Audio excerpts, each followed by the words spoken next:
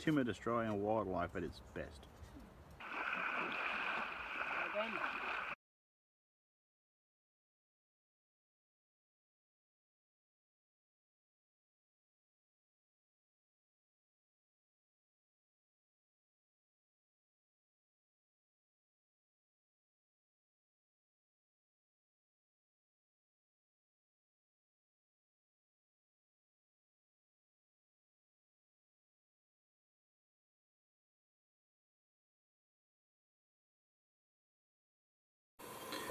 Hi guys, it's Mike here from KS Bushcraft Down Under.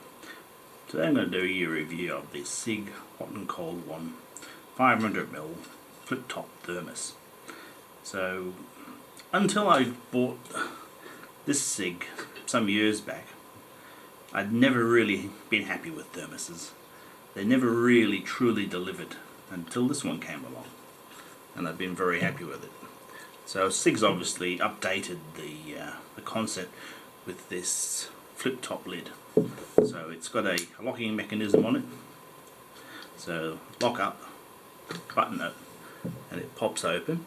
Now it's got this drinking lip in there, and I must admit I still find the concept of putting my mouth to the edge of a thermos a little bit unsettling, but somehow it feels sort of over-engineered.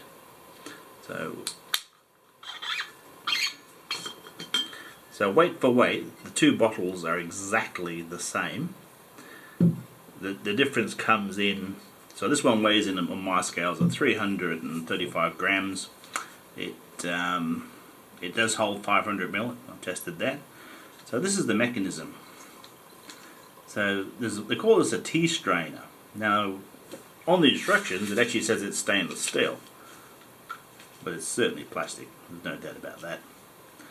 Now the drinking lip is movable, but it has to be done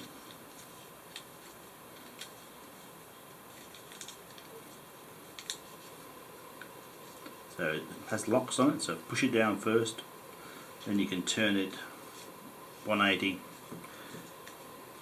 Basically, if your nose gets in the way of the top, you can turn it to whatever suits you.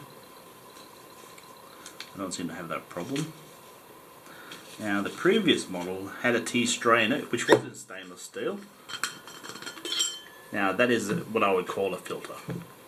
It's very fine. Tea leaves aren't getting through that, but tea leaves will certainly get through that. So I'm not sure what they're thinking about there. So top polypropylene, seal silicone, seals well. Drinking lip polypropylene. Tea filter 18.8 stainless, which is certainly not. Bottle 18/8 stainless, which it is. The anti-slip pad, which is quite good. Now these are designed in Switzerland, made in China of course. So although they feel different, the caps are actually interchangeable. So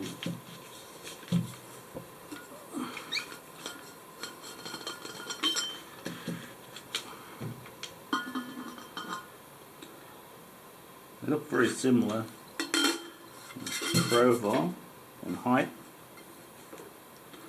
So there's the newer one. They're exactly the same weight on the scales. So that's that one on that one.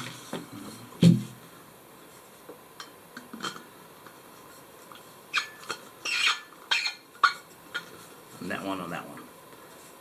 So interestingly enough, I've done some heat retention tests, and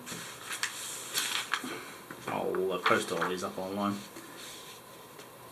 The older one outperformed it, and over the longer period of time by about 6 degrees. So at the end of the test, now the way I did the testing, unfortunately it's the middle of summer here in Western Australia, so the room temperature on the first test was started off at 27 degrees Celsius in the morning, and by the afternoon the temperature in the house was 32 degrees, so a pretty warm test.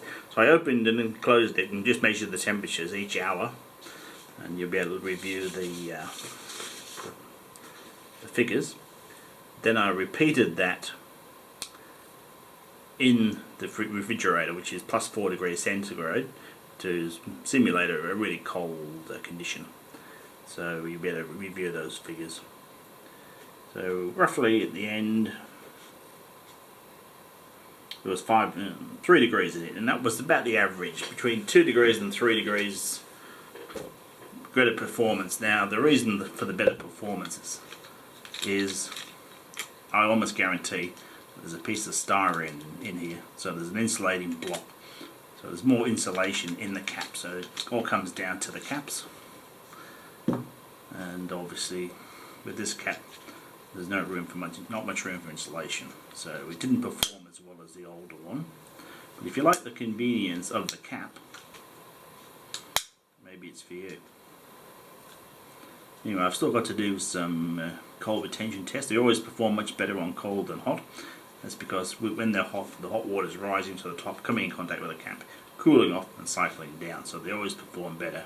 And there's less of a difference between the air temperature, like say 4 degrees cold water, and a room at 28 degrees, compared to a thermos full of boiling water at 95 degrees Celsius at a 28 degree room. So guys, yes, it's a nice piece of kit. I don't think it's as robust as the older model cap, but at least they are interchangeable. And if this is the type of thing you'd be interested in, I don't think you'd be disappointed. I really don't. One slight grievance with the Sigg, if you're using it as a commuter, a coffee pot, and you're in the car, now it's a bit tall and thin. Now the Yeti one locks in there rock solid, but this one is taller and thinner. So if it's going to go into a car, into a cup holder like that, it's not going to be a great fit. It's going to bug you driving around, flopping around. But it does fit the door pocket reasonably well, strangely enough. Anyway, minor grizzle, I would say.